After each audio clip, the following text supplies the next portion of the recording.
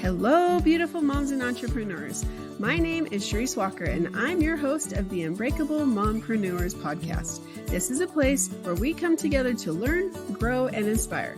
So sit back, relax, and let's get started. Hello, Unbreakable Mompreneurs. I'm your host, Charisse Walker, and today I have Penelope Magoulianiti here. Can't get the I. And she is an author, she's a coach, and she helps empower women to be able to be their best self. And so, Penelope, I just want to start by having you introduce yourself. Thank you so much, first of all, for having me on your podcast. I am honored. I am a mom, as I was mentioning earlier on, of two teenagers. I come from corporate. I have a corporate background. Mm-hmm. I resigned back in 2013 because basically I found myself burning out and feeling drained emotionally. It was also a heavy period back then in corporate, in banking, where I used to work. But mostly I was so much involved in personal development then, and I was finding myself doing all these things to keep my mind positive and alert, and having these dreams. And the minute I was walking into the bank, there was this negative environment that it was draining all your energy.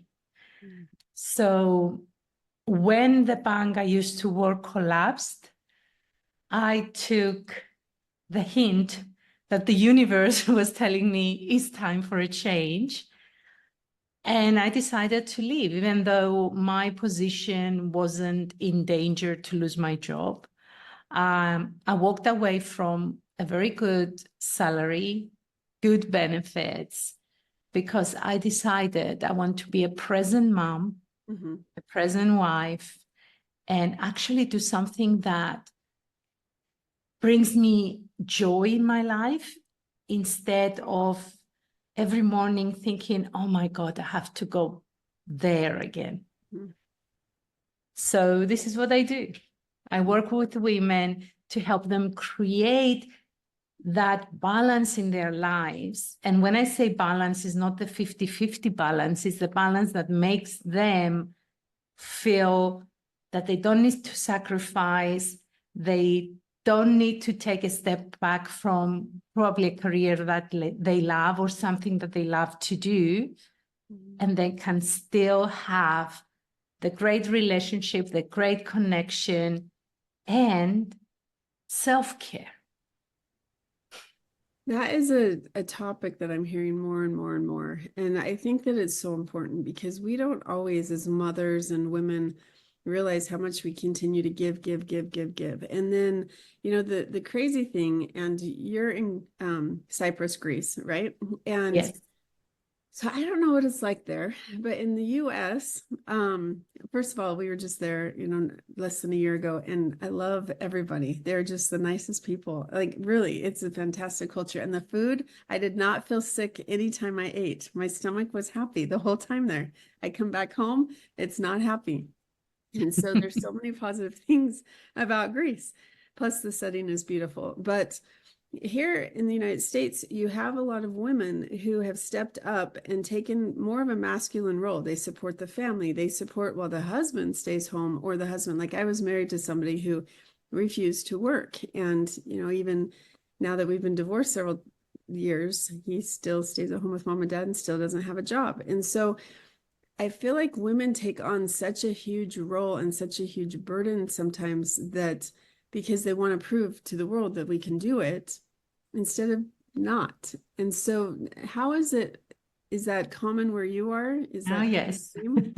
Okay. It's a common trait. My clients are not just in Europe and Greece. I have clients in Australia, in New Zealand. I used to have clients in America. So we face the same challenges because we've been taught this way. Yeah. That's why. Mm-hmm. As a woman, we've been taught that our duty is to be a nurturer, to look after the family. And then as we progressed and we got more and more rights and equality came in, we just took extra roles. we didn't give back anything else. So you are a woman, you're a mother, you're a wife, you do whatever you have to do. Plus, you want to be successful? Okay, prove yourself. Yeah.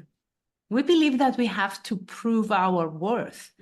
And that's why we are always struggling. And it's these myths and stereotypes and cultural biases that maybe even unconsciously we keep believing that we should please, we should prove our worth, we should take extra work, we should say yes to everything. Why? And all this makes us masculine. And that's another thing, is that we believe that in order to succeed, we need to take the masculine traits, and we suffer because it's not our nature. Our nature is feminine. Yep. And I think with our kids suffer, here, my kids are out on summer break right now. And so I have all these things I have to do because I'm a realtor, I'm a lender, I'm an author, I'm a coach, and I mean, you name it, it's a TV host, and I have this podcast. And so there's all these things that I need to do. And I've decided that I'm going to minimize things. And so one of my coaches, after 5 years, I'm not going to renew. And I'm having a hard time with that because I love this person, but I need to simplify. And so yesterday I'm sitting down and I go, okay, what do I have? Next break. I'm going to go spend an hour and a half with my kids. And I felt guilty because I'm not doing all this work, but yet my job is to be the mom because my husband's at work and he can take care of us, right? And so it was the funnest thing that I've done. Like, we played school, we did different things. And I think that sometimes you have to get back to the basics. When you walked into that bank and you said, what, this just isn't for me. I really love when I hear stories about that. And I've heard several women where they go into the coaching industry or they go into other things because they just want more time with their family and they want self-care and the self-love. And so thank you, first of all, for following your dream and your passion. Yeah, thank you. In your viewpoint, what are the key components of achieving a successful balance between professional ambitions and personal happiness? Self-care is the first step. Okay. And actually, self-care is what I mean with self-care is not our hair, massages, and stuff. For me, self-care is I care enough for myself to recognize that I need to look after me. Right. Without the guilt that I do it. Without the guilt that I am a mother and every last second available has to go somewhere. Yeah. And I think that's the selfish part. Because when we are drained, when we are tired, self-care. The most important thing, and I'm not talking about the hair, the makeup, the massages. That's an add. All those things are add-ons, and it's great if you can add it during your, let's just say, schedule. But self-care for me is I love myself enough to nurture myself, to make sure that I am rested. So when a challenge appears, I can handle it. When my kids are having a misunderstanding and they are fighting, I won't scream. When my husband is distant, I can sit down and have honest conversations with him, not making assumptions. Right. Because when we don't self-care, we become angry quite easily. I found that. I'm talking from experience. I didn't have patience. I was angry. I was miserable. And you cannot give when you don't have. Yeah, that's very true. That's very true. And for me, there was a year where I retired my husband. So he was being treated horribly at his job. I mean, it was great, great, great, great. And then it wasn't. And so Yeah. I'm like, you know what? Quit your job. I'm making enough. Come to work with me. And he hated it.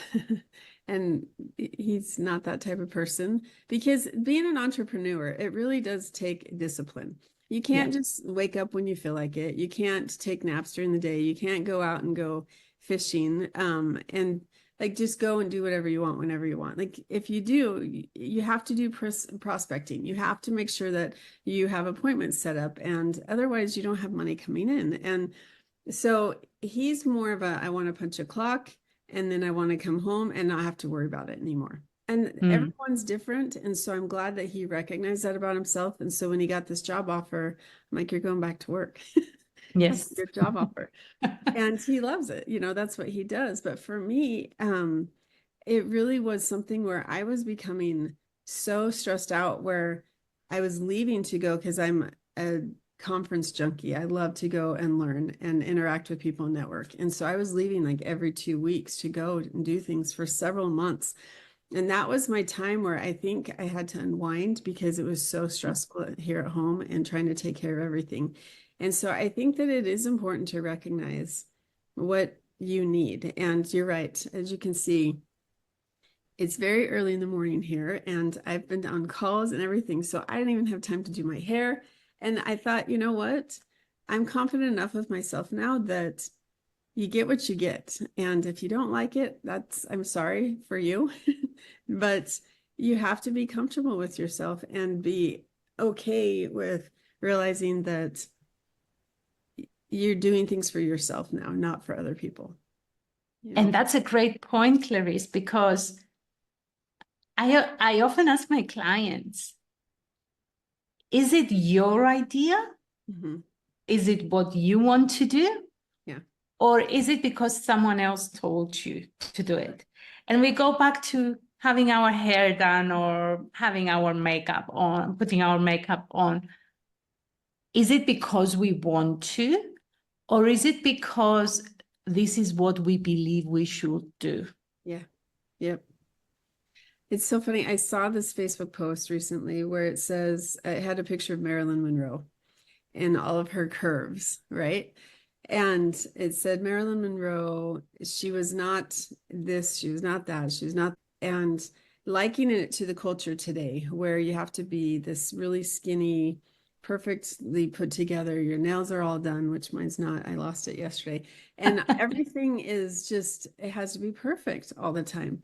And they basically, like, when did we get to that place? Because people loved Marilyn without the flat stomach. They loved her with the curvy legs. They loved her with this, this, this, this. And it's just, it's not a reality. It's just not. Yeah. And yet we put ourselves into this pedestal that we have to achieve this and attain this. And we all get burned out and stressed out because of it. You know, Yeah. I was actually at church the other day, and this guy says, let's talk about the perfect family. The perfect family is, and I want everyone to take a minute and think about that. What is your idea of the perfect family? Because we're all taught something, and it depends on the culture, it depends on your beliefs, it depends on whatever. And it's like, that doesn't exist. Walk into any household, shut the door. There is no perfect family, but Yeah. yet there's an ideal. Yeah. And so let's just come to reality about that, you know? True. Yeah. Yeah. I was on a podcast. My daughter was at the dentist the other day, and I'm the host. And so I did it in my car. Like, I stepped out, I brought my daughter with me so she could sit with my other daughter for a minute. Well, I stepped into the car and did the podcast. Totally not ideal, but you know what? I'm here. And I don't want people to think that I have to be this perfect person. If you need me to be, then I'm not the host for you. And I agree with you. I agree. I had to do calls with my clients Mhm. on my gym clothes because I hit traffic. There was an accident. Life happens. Yeah. And if we try to portray the ideal image, then we are not authentic. Right. And when you don't lead a life from authenticity, then you are suffering. Right. Because you are pretending 24/7. And there is this stress. Oh my God, how shall I look?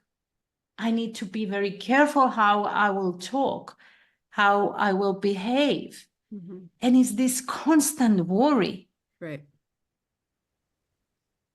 And it's not real.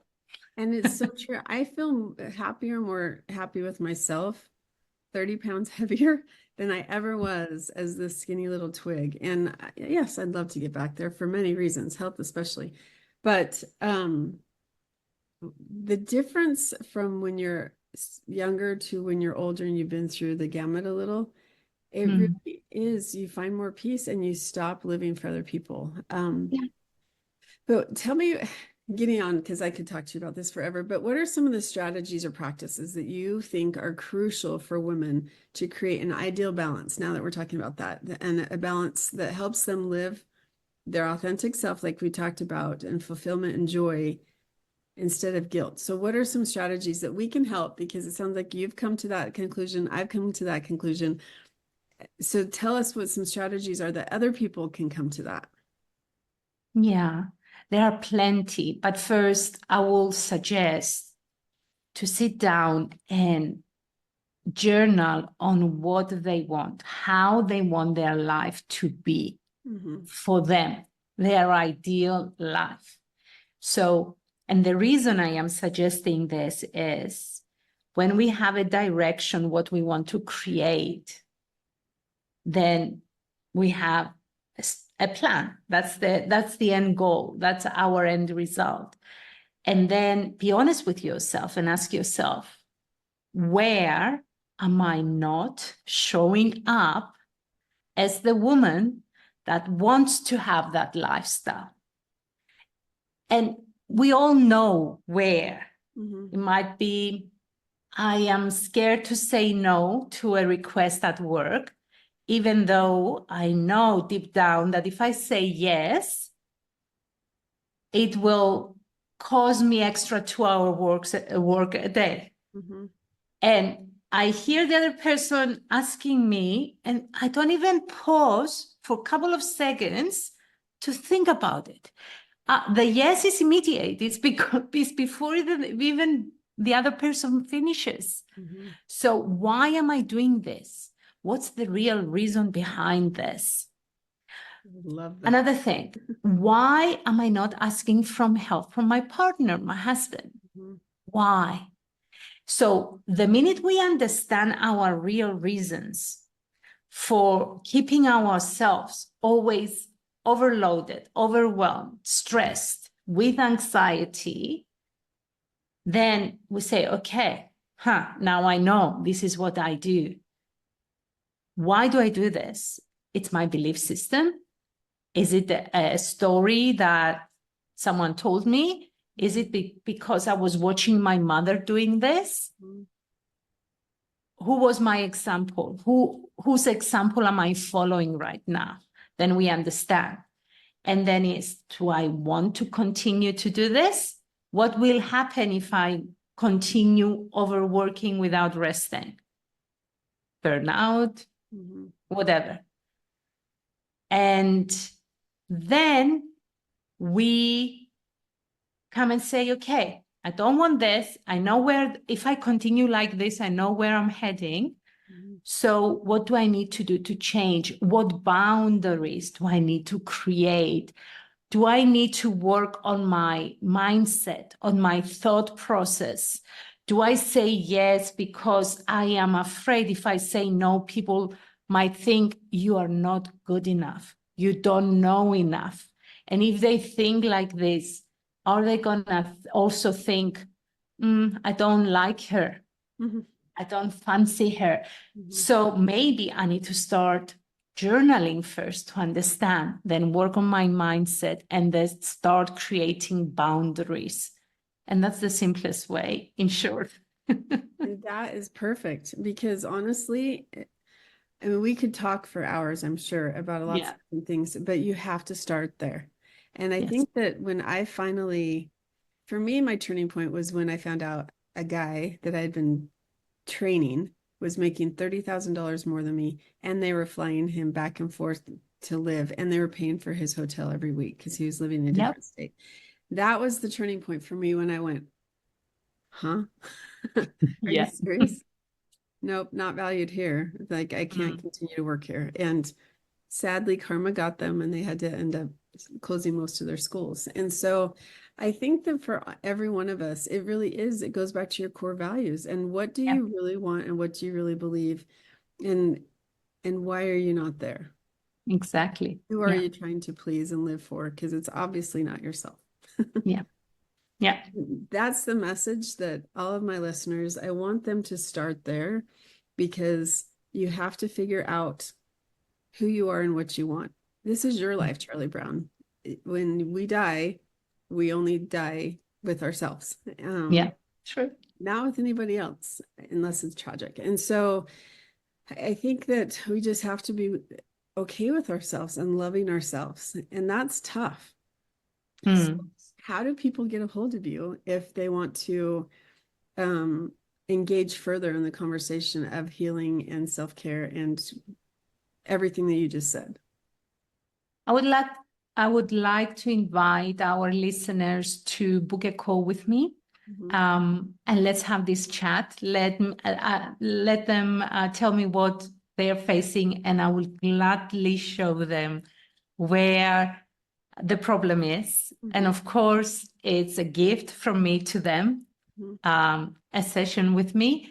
Also, if they want first to see if they are burned out, I have a free assessment tool, or where, if they are overwhelmed, if they're doing well, whatever. I have a free assessment tool.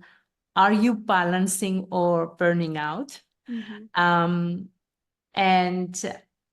do you want me to give it here, or is www.penelopemagoulianiti.com/assessment.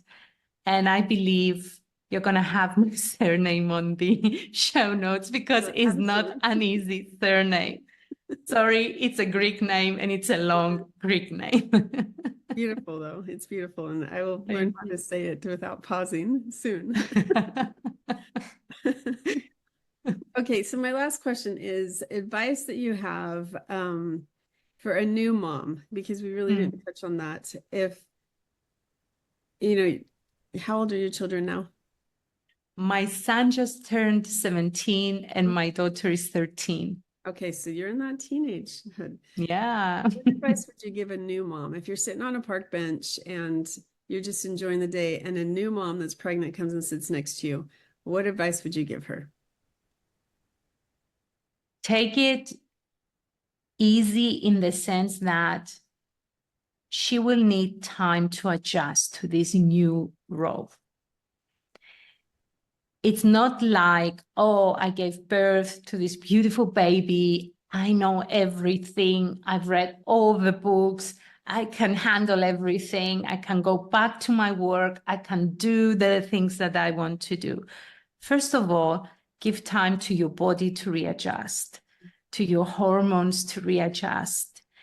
And don't try to go back to your previous life, to the life pre-kid.